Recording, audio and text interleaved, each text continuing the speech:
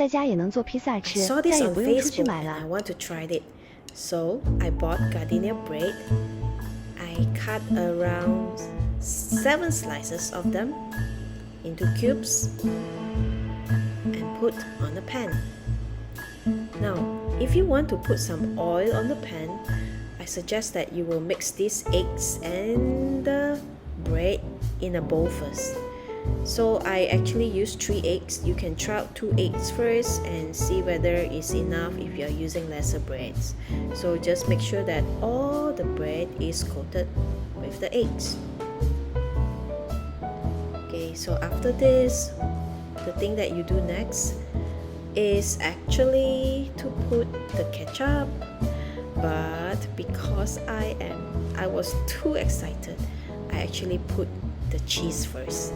I use mozzarella cheese here, okay, so cheese is something that you like, and then I literally just find anything that's on the fridge that I think I can make pizza out of it. So I found crabsticks, processed food, so I put it in, and shitake mushroom, I just use some of it.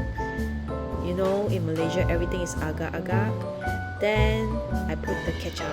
Okay, basically I don't have ketchup at home, so I put the tomato soup.